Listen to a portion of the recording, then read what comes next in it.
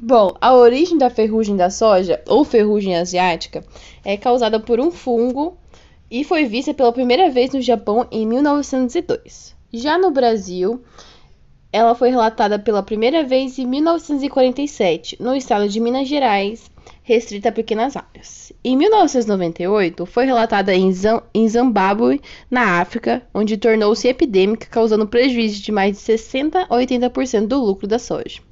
Já no ano de 2001, foi relatada e observada em nosso país vizinho, o Paraguai, e em Mato Grosso. Na safra de 2016-2017, foram identificados 415 pontos com ocorrência da ferrugem asiática. Os estados com maior dispersão foram o Rio Grande do Sul, com 115 casos, o Paraná, 87 casos e Mato Grosso do Sul, 64. Formas de propagação. Os esporos se propagam facilmente pelo vento. A incidência da ferrugem asiática da soja é influenciada diretamente pela frequência das chuvas ao longo do ciclo. E quando a temperatura está entre 15 graus e 28 graus, o fungo costuma causar as infecções na planta. Bom, sobre a ferrugem asiática, ela é mais conhecida como ferrugem da soja e é causada por duas espécies de fungos. No Brasil, ela foi descoberta somente em 1947 e se intensificou nesse período lá em Minas Gerais.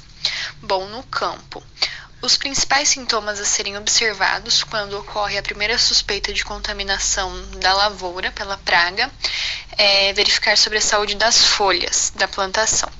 Normalmente, essa doença tem início nas folhagens dessas plantas, na parte de baixo. Então, são os pequenos pontos escuros, com uma tonalidade que vai do verde escuro ao cinza escuro, que fica na parte inferior das folhas.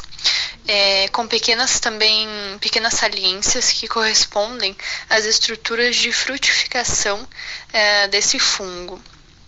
Outro ponto também é a presença de água na superfície de cada folha, uma presença anormal desse líquido da água, e vale caracterizar também como sendo esse o processo inicial da infecção pelo fungo.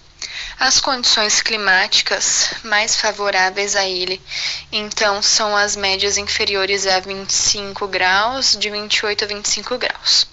E as técnicas, uma técnica bem conhecida para identificar a ferrugem. Apenas algumas folhas com essa suposta ferrugem, deve-se colocar ela em um saco plástico, soprar ar e amarrar. Deixar em algum local fresco, sem sol, preferencialmente a sombra, de 12 a 24 horas. Nisso, o fungo começa a produzir esporos que vão ficar acumulados na superfície das estruturas salientes, que facilita muito a visualização, se a contaminação for comprovada. Após esse período, então, da incubação, é necessário que retire todas as folhas do plástico e que procure esses pontos escuros que têm cerca de 5 milímetros de diâmetro. É possível também que coloque a folha contra a luz para essa melhor verificação. Tudo bem?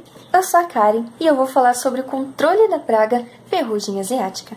Há algumas maneiras de controlar a ferrugem asiática, como o uso de variedades resistentes ou tolerantes da cultura, realização de um vazio sanitário, uso de cultivares precoces, calendarização da semeadura, manejo integrado de doenças ou MID e o controle químico. O objetivo do vazio sanitário é reduzir a sobrevivência do fungo causador da ferrugem asiática durante a entre-safra e, assim, atrasar a ocorrência da doença na safra, já que o fungo precisa de plantas vivas para sobreviver. Isso diminui a quantidade de inóculo para a próxima safra.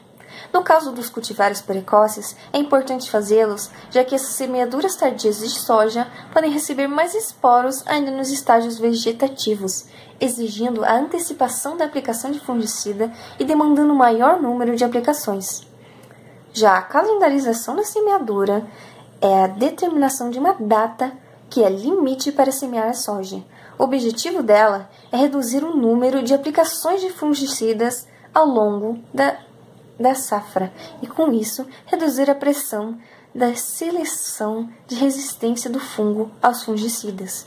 No caso do manejo integrado de doenças, ou MID, é a utilização de diversas técnicas de manejo para manter a população da praga abaixo do nível de dano econômico, relacionando com aspectos econômicos, sociais e ecológicos. Também relacionado com o controle químico, que é mais eficiente quando se utiliza mais de um tipo químico, ou seja, fazendo uma rotação de produtos com diferentes modos de ação.